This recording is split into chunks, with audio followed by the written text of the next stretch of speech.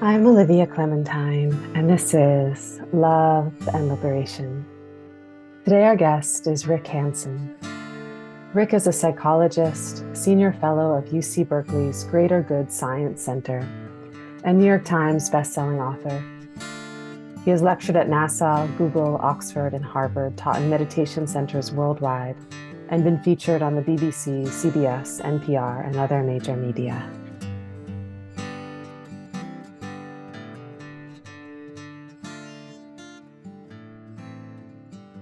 How are you doing? I'm great, honestly. And it's a funny experience, which I imagine you may have as well, where there's a lot of spaciousness, really. And moving through that space feels like a swollen river of tasks. Flotsam and jetsam, they're all of my own creating, essentially. So I have only myself to look at. Hopefully, I'm the river is subsiding. I don't know, because I'm not adding any new things to it upstream. But every so Mm. often, it rains in the distant mountains, and the next thing you know, the river's in full flood again. So well said, so poetically said. I mean, because you've been in sabbatical, like you've taken some time off recently. Is that what you call Yeah, I it? call it that, which is my languaging for a soft glide path, hopefully, into a kind of retirement that's still engaged, but more and more lightly so. And sabbatical is a good word for it, but it's an extending sabbatical. So I pick and choose. And Mm, frankly, you and your podcast were of particular interest to me. You know, happy to hear that. I had this little saying on my wall for a while that I created. Life is simple. Just do whatever you should do right now. And then it just super simplifies. Just, oh, do that, do that, Mm, do that.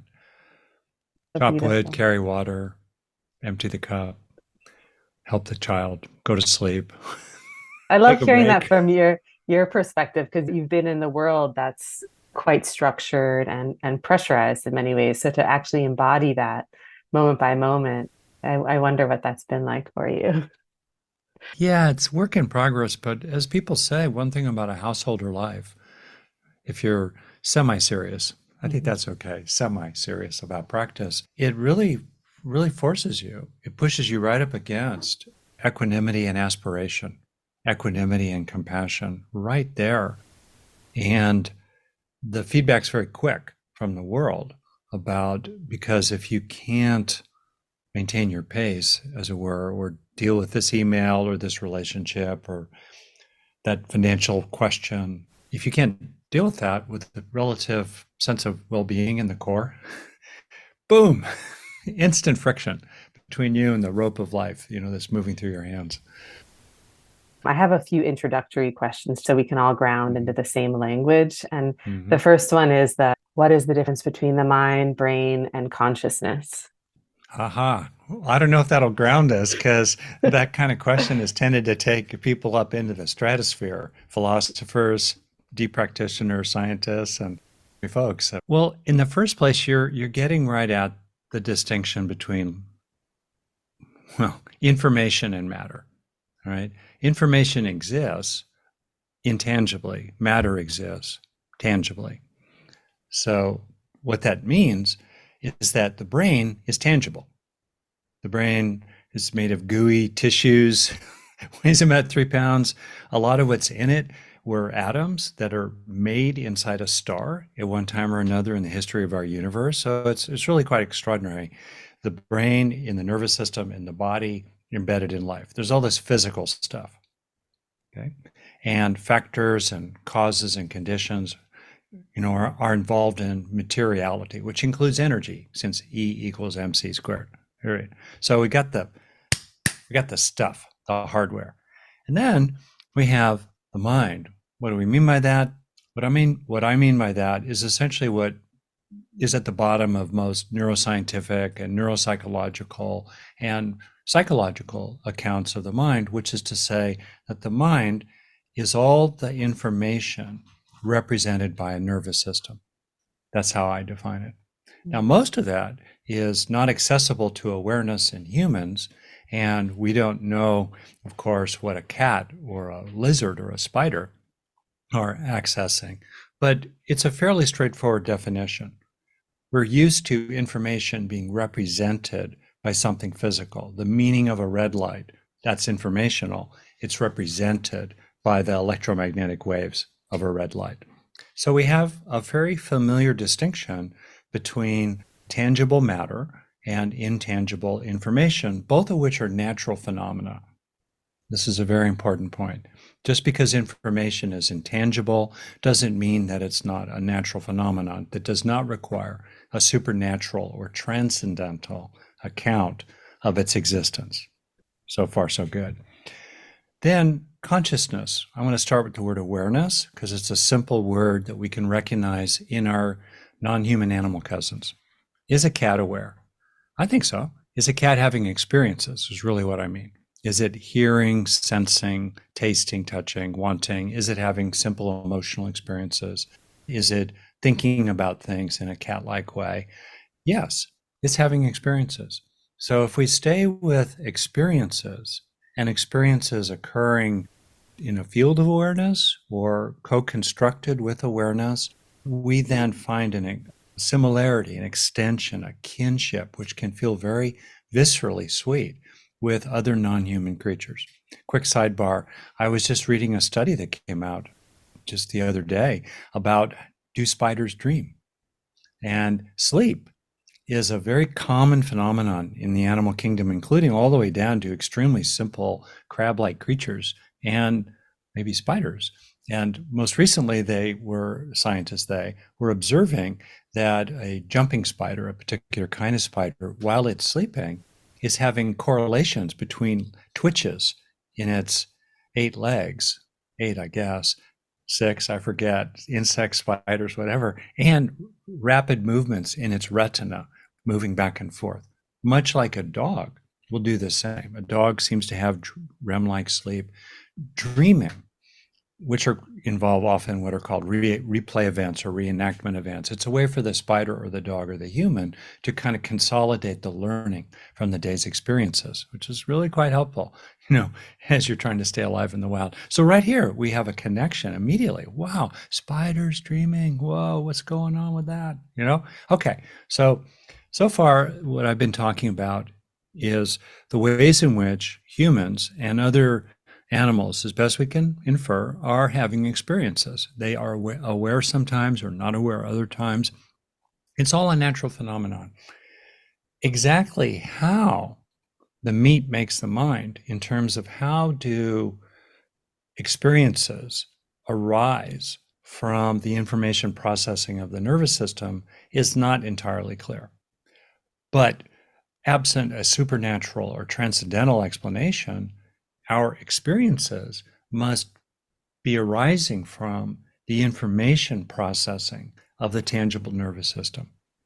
That's a long way into it, but I think it's a credible and solid one. Then the question is very clear.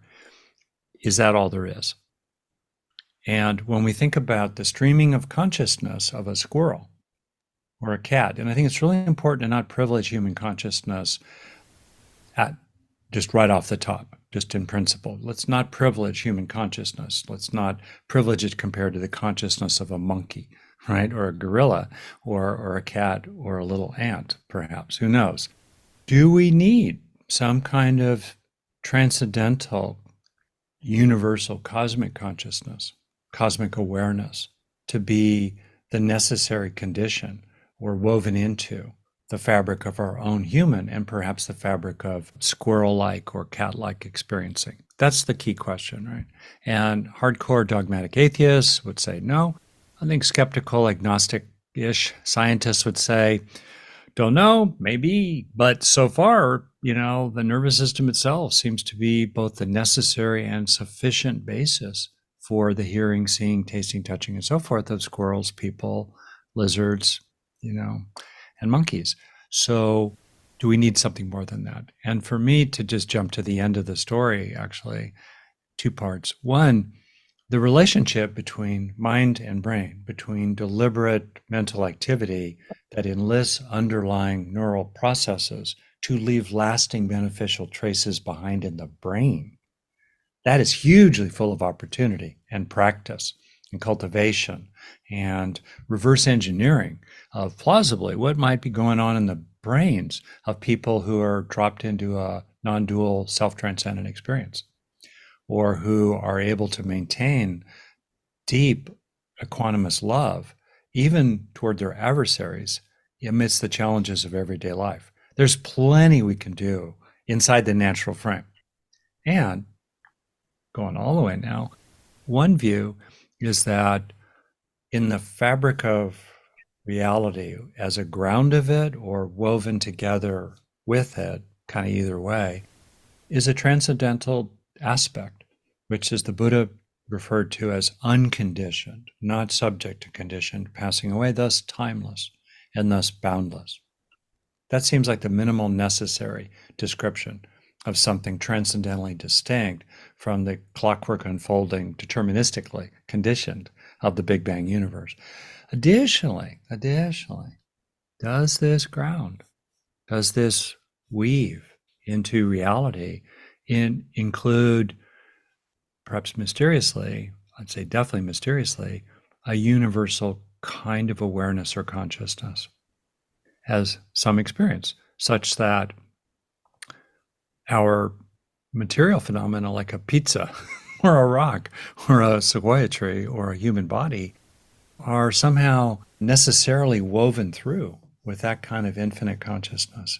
And last, does that infinite consciousness have a quality of benevolence, lovingness, kindness, a generosity? These are deep matters, including, as we explore in our practice, shifting the sense of identity increasingly into what you know conceptually is true, the nature of things, but then you start to feel it more and more, and you start living from that underlying true nature into conventional reality, rather than, which is a good intermediate step, being in conventional reality, observing that deep nature and longing for it and having intimations of it from time to time, but there's not yet a full shift of identity that we see around the world in the people who are utterly enlightened, however we talk about it. Mm-hmm. Incredible. Yeah. Thanks for letting me just go there. So great. I feel the magnitude, especially, the full circling around of what's possible for each of us. And we actually start to allow ourselves to notice how much the brain really is shaped by what we, as you said, place our attention on. Yeah. And I'm wondering too, in speaking of the nature of things, the nature of the mind or the nature of the brain, we always talk about impermanence. Impermanence is fundamental. And yet so many people feel very stuck, right? It's like there's a lot of feelings of like, but my life isn't changing and nothing's changing. And I'm wondering, from your perspective, what is happening in the mind that we're not seeing the changes that are constantly at play? And how do we begin to both witness change and also just allow change to happen more easily? Well, you're right. It's a super deep question. When I personally have reflected a lot on, locate the brain and the nervous system really as a physical process, and locate it in terms of evolution. So, of course, we're thinking continuity here of early humans, early hominids, primates, mammals, stretching back 600 million years of evolution. As the nervous system evolved, one of its major functions is poignantly and hopelessly to attempt to slow down impermanent transient processes, or extract from them something that seems stable. Like there is a stable banana there in the other tree that I want to get. I'm a monkey back in the day. See the banana. So there, actually, as you know, the banana is continually changing, and in terms of matter, slowly changing, but changing. And then in terms of our constructed experience, the visual perception of the banana is being made by underlying metabolic processes that are themselves continually changing very rapidly, actually. So how in the world does the brain generate a stable perception of a banana that is stable enough for the monkey to form a strategy to go get it? So you see the necessity of that. And yet it's within a context of utter turbulence in reality. So it's like a constructed, well-intended delusion. Right. So now we have the first thing. And then the second thing is we got to separate the banana out from the tree. We have to segment, partition, separate, isolate this and that, which is actually continuously embedded in a vast web of life and ultimately reality in the ground of all, whatever that may be. So the brain poignantly, to help us every second, is trying to do two impossible things, right? Freeze what is changing and separate it from what is continuous. That's an ongoing struggle. So, of course, it's hard for us to recognize interbeing because we have a brain that, for survival purposes, is designed to construct separations, one of which we're supposed to be identified with. This particular separated body, and ultimately in human psychology, a sense of a self inside, an entity of some kind that interacts with other entities behind the eyes of other human bodies. Right? What? Right? So we're in the middle of this, and a lot of what practice is about, and this is why I think this is one basis for feeling compassionate for yourself and friendly in your practice. We're swimming upstream against a lot of well-intended delusions and cravings and passions that kept our ancestors alive in the Stone Age and farther back in Jurassic Park a long time ago. So that's, to me, that's the AY into this. And one of the things that I find really helpful in practice is to be able to be comfortable with the endless ending of all that is continuously. Right? As you know, disappearing beneath our feet, just woof, there we are at the edge of the waterfall, metaphor I used in Buddha's Brain. We were talking about that book before we started. To be comfortable with the endless transience, which can become alarming, including, as it's noted in deep meditative practices, people can just feel a sense of despair or even disgust at existence because as it keeps sweeping away, it's scary and it can feel like, oh, what's the point? It's always going. Well, it's also always arising. It's always arising. And that arisingness could be, well, an aspect of the deep inherent benevolence of reality, of a kind of giving, a kind of endless generosity that right at the bubbling emergent edge of now continuously. Wow, what an extraordinary ongoing giving into us, as us, of us, continuously. Wow. So as we get more comfortable with and more with a felt sense of the endless arising, it makes it easier to be comfortable with endless endings. And as you know, in the Neurodharma book, which focuses on 7 major ways of being that get developed as we move up the mountain of awakening, as it were, one of them is being able to receive nowness, is my poetic way of putting it, to be here now, as Ram Dass put it, or rest in the power of now, as Eckhart Tolle put it, and other people, great teachers, have talked about it in other ways, and how to stay in the present, right? Yeah. That's very helpful, very clarifying. I also want to ask you how the breath affects the mind.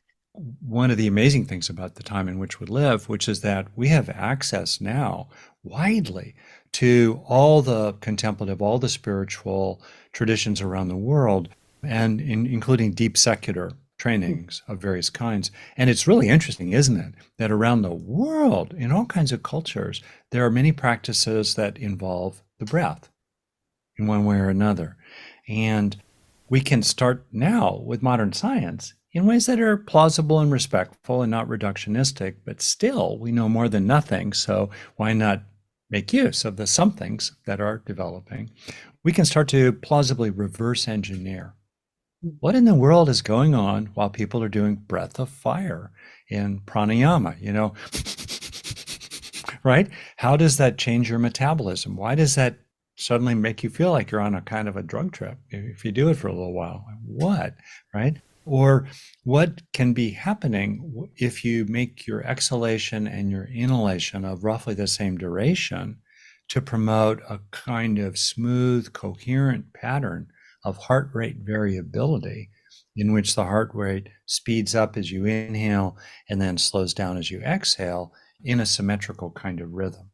And what might that do to the vagus nerve network, and its two major branches, one of which extends down into the viscera and the heart and lungs. The other goes up into your face in your inner ear and gets involved with the social engagement system and is very involved with loving relatedness. So that may be, as we do the kind of breathing pattern I described and force a certain rhythm in the physical heart, which then starts to ripple upward through the more ancient vagus nerve branch up into the social engagement system, making us more available for relationships.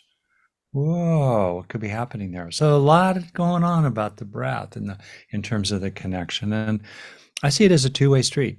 And pragmatism helps us move back and forth between the first person perspective, in which we mobilize certain experiences, or we rest in relationship to our experiences in a certain way, such as witnessing them as they float on by in the stream of consciousness. And we can also know ourselves and intervene in ourselves from the third person perspective, the objective, biological, material perspective. So we could, for example, deliberately manipulate the heart rate, or deliberately do yoga positions that engage the physical body in ways that plausibly feed into our mental processes and experiences, which then in turn enlist underlying physical processes in the brain to leave lasting traces behind, so that the benefit of our breath practice, let's say, becomes increasingly woven into the fabric of our nervous system, increasingly hardwired into us in beneficial ways. And that two ways of knowing ourselves, from the inside out, first person subjectively, and then outside in, third person objectively, the intersection of those two is what I consider, quote unquote, neurodharma, my made up term for that combination of the two. And at that intersection of those two circles, if you will, mind and matter, right? Mm-hmm. Subjective, objective, inside, outside, is just tremendous insight available to us about ourselves, because we are a combined mind and matter process. We're a person process. Mind and matter is one integrated eddy, as it were, in the streaming of reality. And so if we use those two ways of knowing ourselves and really explore the combination of the two, we're coming home very close to our underlying true nature in terms of certain fundamental qualities of who we are. And in terms of bringing in the significance of empathy, you've spoken about how closeness in relationship is so essential for deepening in empathy. Like, we have to start to feel comfortable in closeness with other people, which is a big challenge for many people, to really show themselves and be present and in that kind of vulnerable way. And so I'm wondering, would you share a few things in terms of how can somebody start to feel more comfortable being close, so then they can start to have more of a pathway for empathy, and any elaboration on that? Because I think empathy is a word thrown around a lot, but I'm sure you have illumination on the matter you can share with us. Well, you're naming a real issue, which is, if empathy, simply defined as getting a sense over here of what it's like for them over there. And that sense, as it were, has three major elements. We can get a physical sense in our body of what it's like to be in their body.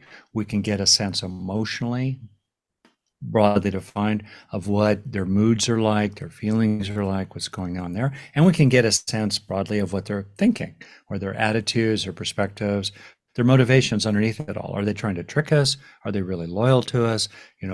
What's their Enneagram type, and how might that affect who they are? Okay, empathy. Noting that empathy is morally neutral. Empathy itself is not inherently kind. We add forms of benevolence, including warm-heartedness, to it to bring in compassion, let's say, or kindness, or other responses based on our empathic understanding of another person. To be able to be really empathic, which is our nature as children, we start out being really quite empathic and open, and yet over time we tend to, pull in and create walls and create filters, maybe because our parents were invasive or overwhelming, or because maybe we had a parent who was clinically depressed, as many children do actually, and it just became overwhelming to be open to someone you loved but could not save, could not help. So for various reasons, we develop often, guards, fences that stop our empathy, what to do about it. Paradoxically, the more autonomous you feel, the more empathic you can be. The more you have a clarity about your own boundaries, your own ongoing resting in the okayness of yourself, then the more open you can be to other people. It's kind of the classic saying that I think Robert Frost turned into a poem. Good fences make for good neighbors. So you can shore up that sense of your own safe abiding that enables you to really open wide by doing things like tuning into your breathing again, because as you tune into the internal sensations of your breathing, you are more able to have a grounded sense of your own ongoingness. And as you engage what's called interoception, internal sensations, you're mobilizing activations in the insula, key part of the brain, two of them technically on either side, on the inside of your temporal lobes. As you tune into your internal sensations and the insula starts getting more active, that's like a circuit breaker that quiets activity in the rearward default mode network in your brain, where people tend to go when they're self-absorbed and kind of ruminating or daydreaming or spacing out. It's hard to be empathic when you're self-absorbed. We're not here, because also in the default mode network is a lot of involvement with what's called mental time travel. You're in the past or the future, you're not in the present. The only place we can be empathic is in the present, right? So that will help you. That's a simple practice to do. I do little visualizations, like imagine sometimes with some people that shields up, Scotty. And then there's a force field around me, or a kind of picket fence between me and the other person, or some of that foot thick glass they use in submarines, I guess, whatever, at the bottom of the ocean that's highly pressurized, but you can still see through. I think it's also helpful to just have perspective. Maybe I'll finish on this, where you realize with compassion that the other person is suffering and you feel for them and you can wish them well, while recognizing that their fates are not your own, that the causes in the vast ocean of reality that manifested that wave alongside you, metaphorically, in the sea, are not the causes that have manifested you. And there's a fundamental differentiation between the two. And much as we are responsible for our karmas, as it were, they are responsible for theirs. And so there's a combination and integration of both compassion with also capacity to recognize differentiation in a context of personal equanimity. That's not to be used as a spiritual bypass or as a way to turn away from the causes of suffering worldwide, which are so structural. Most of them are very structural and completely unnecessary. And it's okay to have a feeling of outrage about that. It's fiery even and very direct. No, hopefully without hostility or hatred, poisoning your heart. I see a lot of people that have been very impacted by bullying, being pushed out, some kind of social rejection when they were younger, and whether it's subtly or physical, but it really impacts their current life. There's a lot of choices that are aligned for them relationally, just ways that they view themselves. And I think you've spoken a little bit about self-rejection and ways to work in the mind around healing that. And I'm wondering if you would share, because it seems something that most people have had some experience of. Oh, yeah. Yeah, so huge important. Of course, it's upsetting to be excluded and rejected. We're profoundly social mammals, profoundly social primates. Exile was a death sentence back in the Serengeti Plains. We need other people, whether it's being rejected by a caregiver when you're 1 year old, or being bullied when you're 3 by your older sibling, or shamed and put down by the other kids in junior high school, and all the way up to harassment and mistreatment, in corporate America or wherever you might be. It's huge. So number one, of course, it's going to affect you. And to accept that and to realize there's nothing to be ashamed of. Of course, you're rattled by this. You're human. Of course, you're affected by it. You're not a weakling. There's nothing wrong with you. And of course, it has a legacy because the brain is designed to learn, period, especially from negative experiences, particularly negative experiences when we're young, which particularly are involving relationships. And the brain's designed to hold on to that emotional learning. So of course you're still affected by it. Second point, bring compassion to yourself. Really important. Be kind to yourself, especially if they have not been kind to you, as a compensation for that in part, especially. Third, look for in the here and now authentic experiences that are antidotes or soothing medicine for those other experiences of inadequacy, feeling hurt, feeling abandoned, feeling rejected, shamed, the internalization of those oppressors, to use that language from diversity work, which we could broaden, I think, perhaps.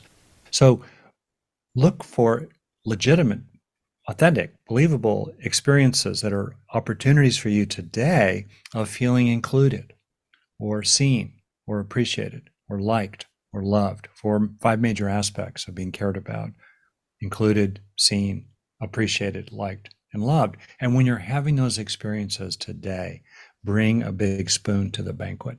Slow it down to really help those experiences sink in again and again and again, a breath or two at a time. Feeling them in your body, focusing on what feels good about them. These 3, extending the duration of the experience, feeling it in your body, and tracking what is rewarding about it, will heighten positive neuroplasticity, will heighten the internalization of that experience, so that gradually, a breath at a time, a day at a time, a synapse at a time, you can actually fill that hole in your heart, so that over time, you carry with you a healing from that old bullying and a more general sense of self-worth and lovableness and likableness that's increasingly unconditional, because you've hardwired it into your nervous system and it's with you wherever you go. Really walked this path myself, and personally super important to me to gradually, starting when I landed in college at 16, skipped a grade, late birthday, and so by the time I'm sure my midway through my freshman year, I stumbled on this whole notion of taking in the good to fill up what was empty inside and to bring in healing for what was wounded inside. I'm also wondering, in terms of feeling the burden of resentment, or somebody that feels wronged, how can they start to still imbue their minds with love and compassion rather than kind of going on that other trail that ends up being self-harming? Huge. When we're wronged, it's natural to feel wronged. So again, when you're bullied, it's natural. It's where we start. It's not where we end, but it's where we start. I think to release over time, authentically, the affliction and the poison of resentment, which, as the saying puts it, it's like taking medicine, or taking poison rather. It's like taking poison, resentment is, and waiting for others to die.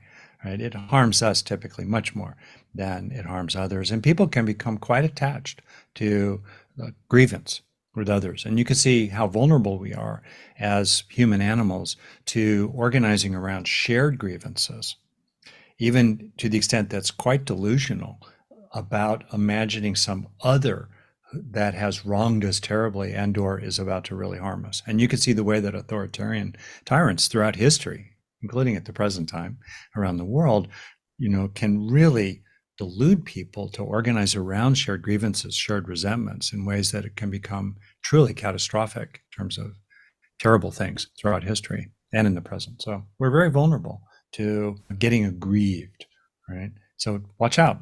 Watch out for the reward value. And it's interesting, technically, among the so-called negative emotions of sadness, fear, shame, and anger, think of them as 4 broad categories. Anger is the one that's most rewarding. Sadness doesn't feel very good. Fear and shame, inadequacy, hurt doesn't feel very good. Anger, the saying in Buddhism about anger is that basically it's got a honeyed tip and a poisoned barb. So what do? I think it's really helpful to clarify in your own mind the justice or injustice that are involved. To what extent were you actually wronged? And what actually happened factually? And what are the relevant values? That might sound kind of philosophical, but no, it's very real. Like, what did they actually do factually? And what are the standards or values that were violated that are the basis for a resentment, rather than just bumping up against you randomly, walking through on a sidewalk, say.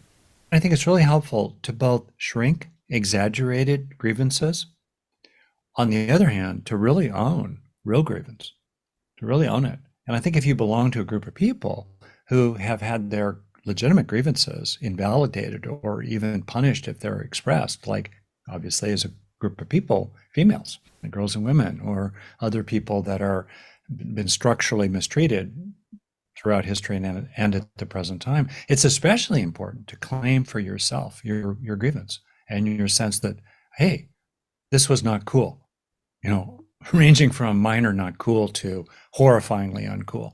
This is not cool. Weirdly enough, to really claim your sense of justice related to whatever happened can help us move toward the release of resentment and even toward forgiveness of one kind or another. So that's one.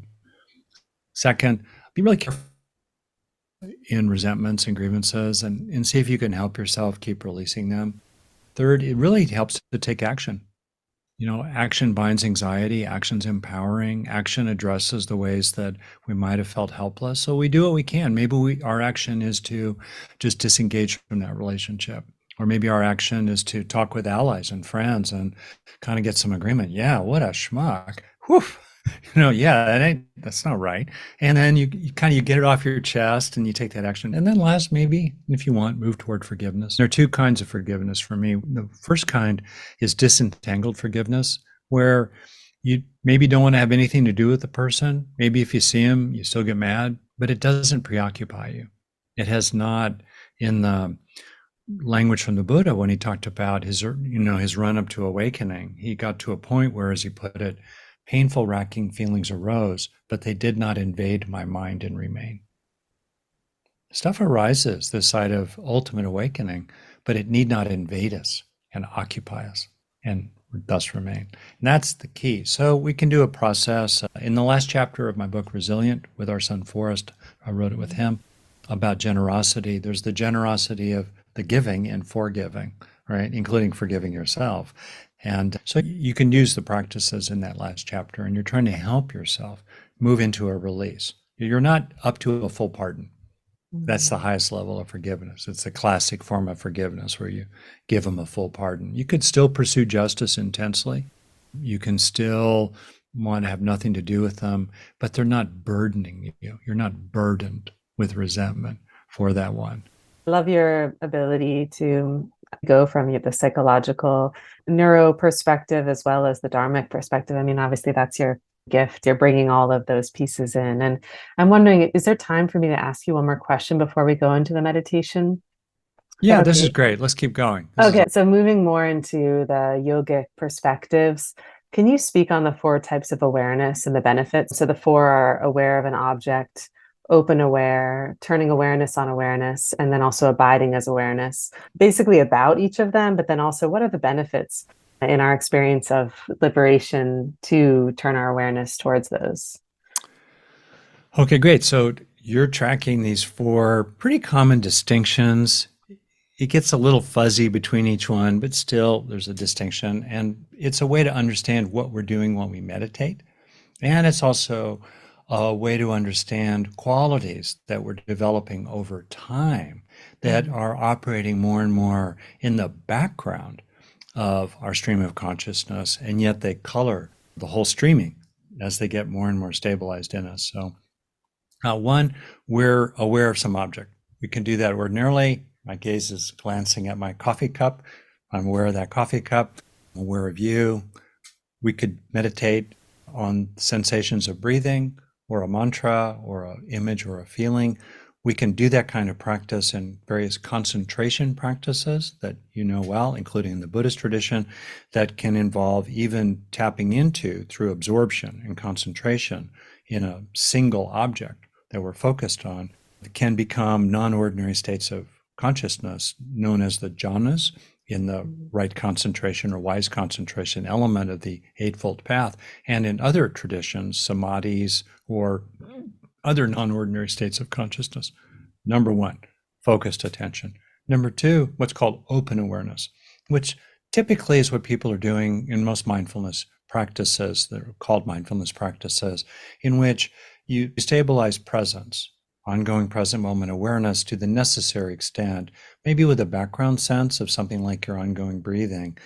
And in that stabilized present moment awareness, you become more and more open to the entirety of what's flowing through awareness at that moment in the present, just letting it go. You're basically witnessing the flotsam and jetsam in the streaming of consciousness as it wanders on by. Okay. Third, you can become aware of awareness. You can start recognizing awareness is a field, right, in which experiences are occurring, and disengage increasingly from those experiences and move more and more into the fourth stage of abiding as awareness. Abiding as awareness. And as soon as you start thinking about, oh, I'm abiding as awareness, well, that thought is an object in awareness. You're not abiding as awareness in that moment. But increasingly, you can just sort of rest as awareness. And that then can even become a kind of the fifth step, as it were, in which there can be common intimation of, or a belief in, a universal transcendental awareness that somehow infuses your personal related to a body awareness. And there can be sometimes even a shift in which there's an abiding or a resting in that universal consciousness, universal awareness that in effect takes your awareness and your consciousness as an object. There's a switch potentially available there. So those are all good. They're all useful. And over time, what can happen is that you can, in effect, have more and more of a background trust in the ongoingness of the unfolding of reality, which over time you feel more and more one with and lived by gratefully, gobsmacked with gratitude for how reality is manifesting you continuously 13.8 or so billion years after the Big Bang. To thank you. What an extraordinary gift and opportunity that we have. So many crazy things had to happen, including a big asteroid whacking Earth 65 million years ago to knock out all the dinosaurs and allow mammals to kind of move into a bunch of niches and biological niches and ultimately evolve into us today having this conversation. What? I mean, if we're not just gobsmacked with gratitude, rolling out of bed in the morning, we're not paying attention. That's so good. So true. Yeah, bringing us back to the dinosaurs too, the full trajectory. Yeah, what a journey it's been. And thinking also of just timelessness, in those states, sometimes we can experience a state of timelessness, or if we've heard stories of yogis, some of them go beyond the bounds of time to other times. And from your understanding of mind and meditation, is there a state of timelessness? Like, does that exist? What is timelessness? I just dropped into timelessness with that question. Well, let's see here. Depends kind of what we mean. So I want to make a distinction between timelessness. I'm going to do it philosophically, bear with me. But basically, I'm going to make a distinction between ontology and phenomenology. What I mean is some might say, me included, that ontologically, in terms of the nature of reality, in some sense, there is something or other. And by something, I don't mean a noun. There is something or other that is meaningfully distinct from the time-bound, conditioned unfolding of the Big Bang universe, in which one significant theory is that what time actually is the ongoing expansion of the four-dimensional space-time universe. Much as space is expanding in three dimensions, time is expanding in a single temporal dimension. And so each moment of now is the next instant of temporal expansion of the Big Bang universe in a natural way. So if we are to talk about something timeless that's transcendentally distinct from that time-bound expansion, that's quite a possibility, isn't it? We're saying there is something ultimate that is timeless and eternal. It could be. Some would deny that possibility. Some would say, might be, who cares? Can't know it anyway. Pass the butter. You live, you love, you die, deal with it, right? I've had teachers say that essentially. Guess what? When you're gone, right? While others say, no, there is eternity, and we can identify with it increasingly and, in a sense, find our true home there, and maybe in the sense of some kind of heaven realm that is eternal, maybe. Then, I think it's also possible to have non-ordinary experiences of time, of what seems timeless, which may not necessarily partake of ultimate ontologically categorized eternity. And so I just want to make that distinction. And I think people blur that distinction a lot. Just because people are having experiences of eternity doesn't necessarily mean there is eternity. I think there is eternity, but I just want to make that distinction. It could also be true, and this is a really fundamental point, that maybe it's through manipulating the body, through breath work or deep stillness or brainwave entrainment, meditative exotic practices, ecstatic dancing for 2-3 days, fasting, vision questing, a lot of mushrooms, an epileptic seizure, maybe even manipulating the hardware. But just because we may have manipulated the hardware inside the natural unfolding of the Big Bang universe does not itself necessarily mean that what we experience or that what we apprehend or what we become, what we witness or know somehow is not itself actually true. In other words, even if we're taking LSD to have a sense of immersion in the divine, does not necessarily mean that, that was just a drug trip. Maybe there really is a divine, and we need to take LSD or some other thing to disrupt the well-intended ongoing construction of delusion inside the nervous system. And that's very important, actually. Very important. Some people critique mystical experiences, peak experiences as, you're just manipulating the body. Well, so what? Right? These people who criticize that, they carry the cloak of science, they wear the white lab coat, you're just manipulating the body, and they act all smart. But it's a lack of smart to fail to realize that just because you're manipulating the body doesn't mean that what is perceived or known somehow or felt is not actually profoundly and importantly true. Thank you so much for differentiating and laying all of that down. Is there anything that is particularly inspiring right now, that your mind is in, and any personal, even mind training aspirations that you may have right now? Thank you.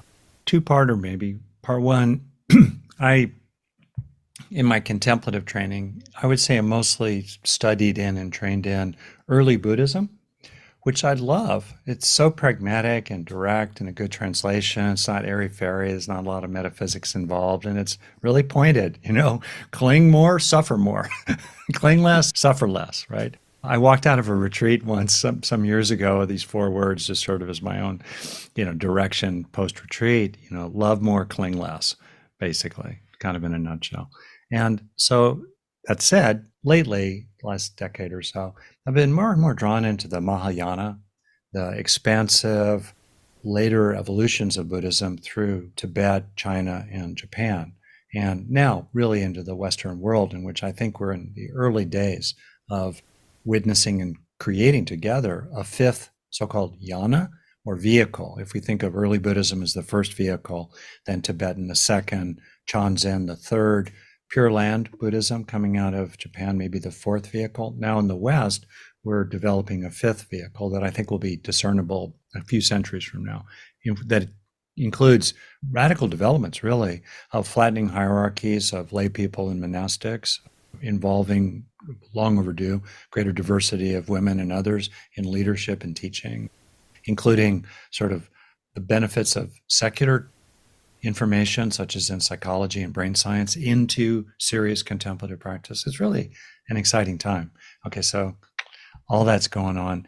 And in that context, I've become more interested in the oneness, allness aspects of Taoist infused Chan and Zen, as well as some of the certainly through Tibetan Buddhism. So that's kind of my own version. And more, I think of practice as resting your mind on what draws your heart, so that increasingly what you dwell in as your experience becomes what dwells within you through positive neuroplasticity. You're internalizing. The saying has it that your mind takes its shape from what it rests upon repeatedly. Your brain takes its shape from what your mind rests upon repeatedly, literally, in terms of structure and function. So, if our heart is really drawn, as I think yours is, mine is, many people are too, that sense of abiding as the meeting of emptiness and somethingness, abiding in the meeting of absence presence in the Taoist language, or abiding in the meeting of unconditioned conditioned, and more resting in the ultimate ground of all of that meeting. That is where we're going. So why not rest your mind on what draws your heart, right? Why not help yourself try to dwell there increasingly amidst your ordinary days?